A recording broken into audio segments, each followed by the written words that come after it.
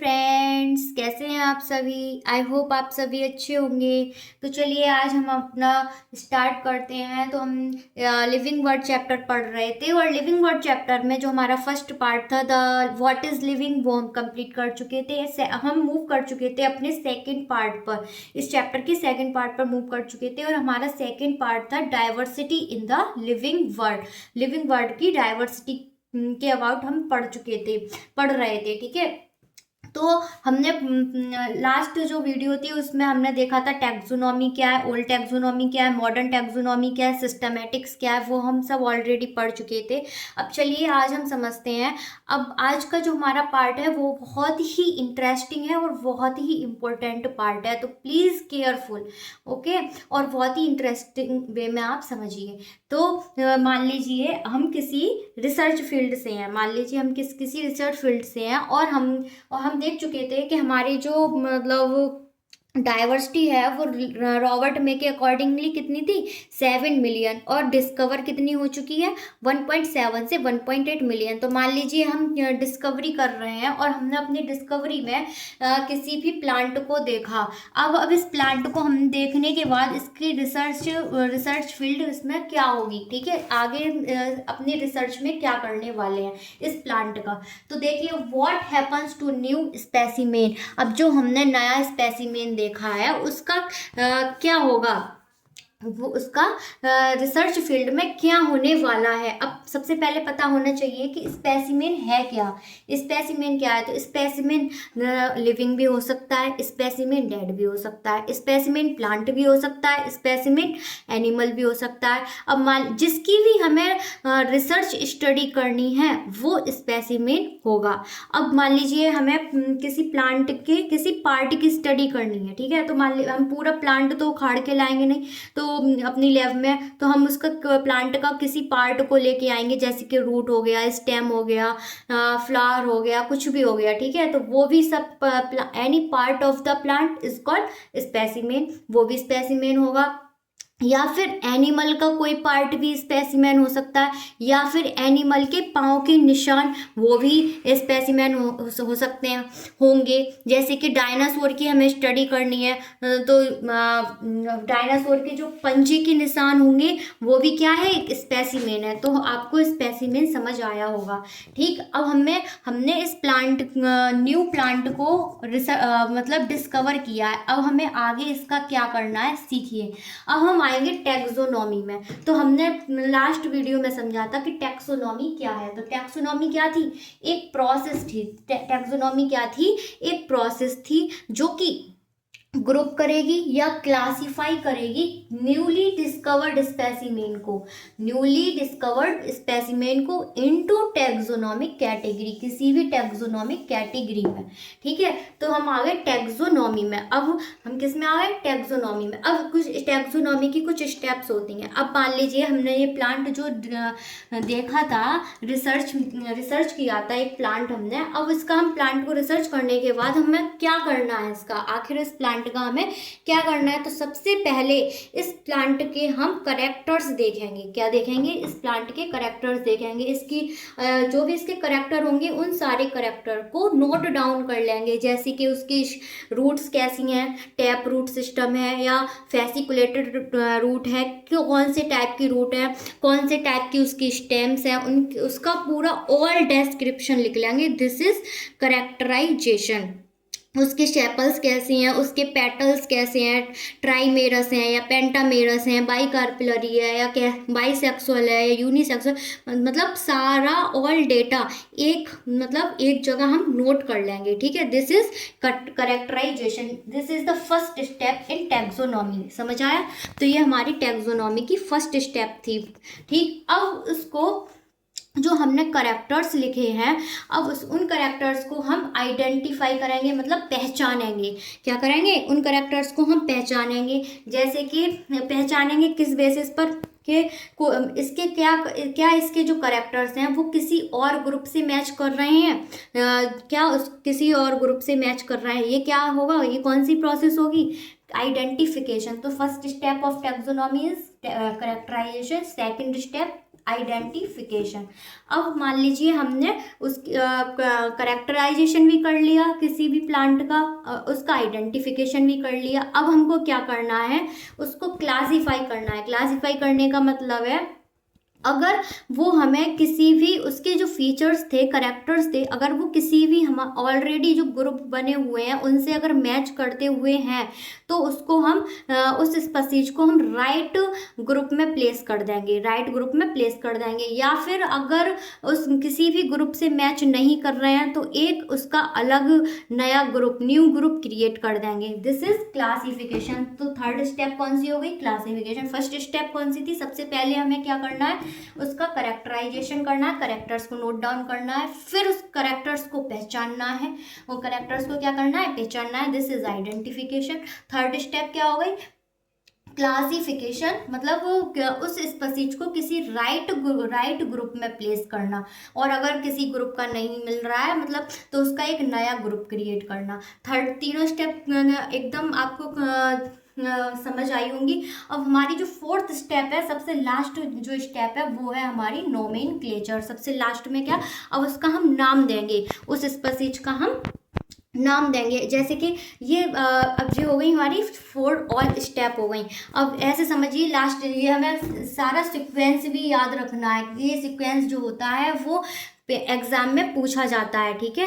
तो first step characterization, second step identification, third step classification, fourth step nomenclature. तो ऐसे पूछ लिया जाएगा इससे question, which is the first step in taxonomy, which is the last step in taxonomy.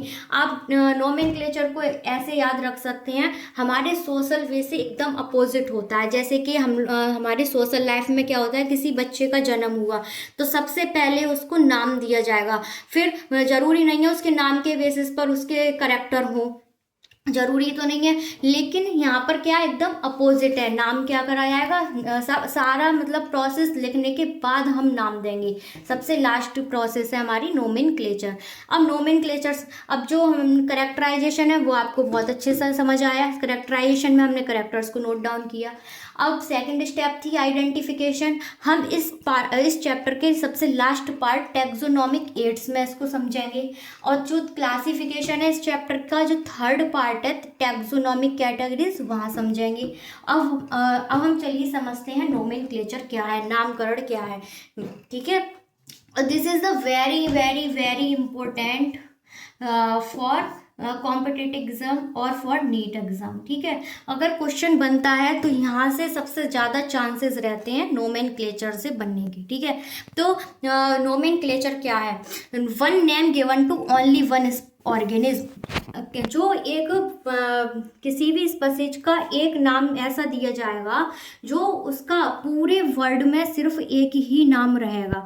अब जैसे कि मेरा नाम छाया है, ठीक है, तो ज़रूरी नहीं है मुझे सारे लोग छाया नाम से ही जाने। कोई मेरी मम्मी मुझको कुछ अलग नाम से बोलेंगी, पापा कुछ अलग नाम से भी बोल सकते हैं, या कोई और मेरा रिलेटिव मेरे को किसी अलग नाम से भी बोल सकता है। लेकिन एक जो मेरा डॉक्यूमेंटेड नाम छाया है, ज़रूरी नहीं है पूरी दुनिया में सिर्फ एक ही छाया हो। अब यहाँ पर क्या है, यहाँ समझिए, यहाँ पर बायोलॉजिकल नेम या साइंटिफिक नेम हम इसलिए रखते हैं किसी स्पीशीज का कि उसका मतलब पूरे वर्ल्ड में सिर्फ उसको उसी नाम से जाना जाए और उसका जैसा नाम किसी अदर स्पीशीज का नहीं होगा। अब जैसे मैंगो का नाम मैंगीफेरा इंडिका है, तो पूरे वर्ल्ड में मैंगो को मैंगीफेरा इंडिका नाम से ही जाना जाएगा। तो ये इसका बायोलॉजिकल नेम या साइंटिफिक नेम होगा, ठीक है। तो हम नोमेनक्लेचर में हमारी एनसीईआरटी में दिया है बायनोमियल नोमेनक्लेचर। बायनोमियल नोमेनक्लेचर बताता है कि किसी भी स्पीशीज के दो नाम होते हैं। बायनोमियल नोमेनक्लेचर के क्या बताता है, किसी भी स्पीशीज के कितने नाम होते हैं, दो, जो कि एक नाम बताता है उसके जीनस को रिप्रेजेंट करता है एंड दूसरा नाम उसकी स्पीशीज को रिप्रेजेंट करता है। और बायनोमियल नोमेनक्लेचर किसने दिया है, ये दिया है कैरोलस लिनियस ने। किसने दिया है, कैरोलस लिनियस ने। और कैरोलस लिनियस ने और क्या किया था, ये फादर ऑफ टैक्सोनॉमी थे। लास्ट वीडियो से आपको याद होगा।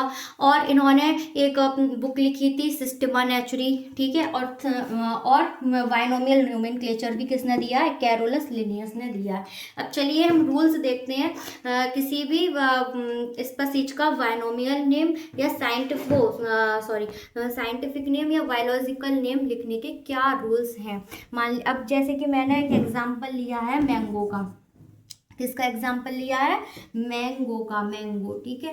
मैंगो का बायोलॉजिकल नेम या साइंटिफिक नेम होता है मैंगीफेरा इंडिका, मैंगीफेरा इंडिका। अब ये जो हमारा इसमें मैंगीफेरा इंडिका में कितने वर्ड्स हैं, 2 वर्ड।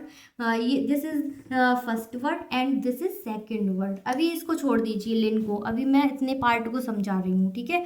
तो फर्स्ट वर्ड क्या है, मैंगीफेरा। सेकंड वर्ड क्या है, इंडिका।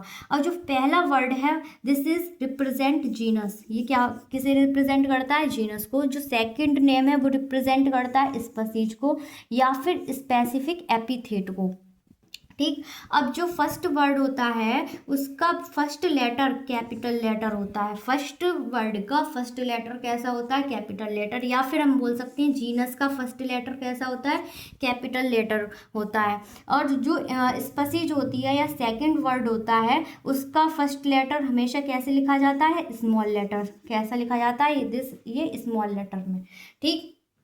अब अगर किसी नेम के पीछे एक और नेम मिलता है तो वो उसका ऑथर का नेम होता है। वो किसका नेम होता है, उसके ऑथर का नेम, मतलब कौन से ऑथर ने इस स्पीशीज को डिस्कवर किया है, ठीक है।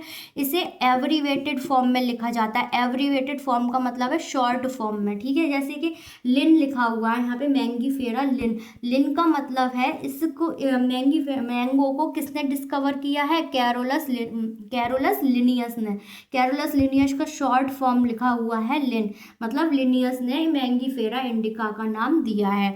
अब और जो साइंटिफिक नेम मतलब साइंटिस्ट का नेम होता है या ऑथर का नेम होता है वो हमेशा आफ्टर स्पेसिफिक एपिथेट या स्पीशीज के बाद ही लिखा जाता है। कब लिखा जाता है, स्पीशीज के बाद लिखा जाता है।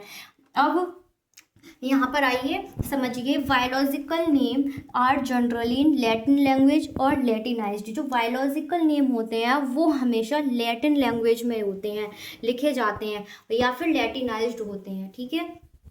अब या फिर और प्रिंटेड इन इटैलिक्स। अगर हम उसको प्रिंट करते हैं तो इटैलिक्स वर्ड में यूज, इटैलिक्स लेटर में प्रिंट करते हैं। इटैलिक्स का मतलब तिरछे तिरछे लेटर। कैसे लेटर, तिरछे तिरछे लेटर, ठीक है। जो तिरछे लेटर क्या डिनोट करते हैं, टू डिनोट लैटिन लैंग्वेज। और प्रिंटेड इन इटैलिक्स, इटैलिक्स होने का मतलब है कि ये लैटिन लैंग्वेज को डिनोट कर रहे हैं। अब मान लीजिए अगर आप हैंड रिटन कर रहे हैं तो आप इटैलिक्स वर्ड यूज नहीं कर पा रहे हैं, तो फिर इसके लिए एक रूल होता है, अगर व्हेन हैंड रिटन तो सेपरेटली अंडरलाइन। तो नाम को आपको जो भी नेम लिखा है तो उसको आपको अलग अलग अंडरलाइन करना होगा। और जो साइंटिस्ट का नेम है या ऑथर का नेम है उसको हमें अंडरलाइन नहीं करना होता है। नॉट अंडरलाइन और नॉट इन इटैलिक्स। ना तो ये वाला जो ऑथर का नेम है वो ना तो अंडरलाइंड होता है और ना ही इटैलिक्स वर्ड में होता है, ठीक है। तो आपको ये रूल समझ में आए होंगे। और जो ऑथर का फर्स्ट वर्ड होता है ये हमेशा always capital, first letter of author, first letter capital letter use होता है। फर्स्ट लेटर कैपिटल लेटर होता है। फर्स्ट लेटर कैसा होता है, कैपिटल लेटर, ठीक। अब चलिए इतना आपको समझ आया होगा। अब एक क्वेश्चन भी हम देख लेते हैं। बताइए, ब्रांच ऑफ साइंस, साइंस की ऐसी ब्रांच बताइए विच हेल्प इन क्लासिफिकेशन, जो क्लासिफिकेशन में हेल्प करे, and also include evolutionary relationship. समझिए इस क्वेश्चन ये क्या कह रहा है। साइंस की ऐसी ब्रांच बतानी है जो क्लासिफिकेशन में हेल्प करती हो और उसमें इवोल्यूशनरी रिलेशनशिप भी इंक्लूड होता हो। लास्ट वीडियो में ये आपने बहुत अच्छे से समझा है। हमने पढ़ा था टैक्सोनॉमी। क्या पढ़ा था, साइंस की ब्रांच के लिए जो क्लासिफिकेशन नोमेनक्लेचर में हेल्प करती हो, टैक्सोनॉमी। क्या थी, टैक्सोनॉमी। अब यहाँ पर एक वर्ड एक्स्ट्रा यूज किया हुआ है, इवोल्यूशनरी रिलेशनशिप। और इवोल्यूशनरी रिलेशनशिप किस में आता था, सिस्टेमैटिक्स में। किस में आता था, सिस्टेमैटिक्स में। तो ये हो गया हमारा आंसर इसका, सिस्टेमैटिक्स। तो सिस्टेमैटिक्स में क्या है, इसे बोल सकते हैं हम taxonomy plus evolutionary relationship is called systematics. ठीक है, ऐसे ऐसे क्वेश्चंस नीट में बनते हैं। तो आपको आज का टॉपिक बहुत ही अच्छे से समझ आया होगा। आई होप आपने बहुत ही इंटरेस्टिंग से इसे पढ़ा होगा। So thank you for watching and be happy and wait for next video. Thank you.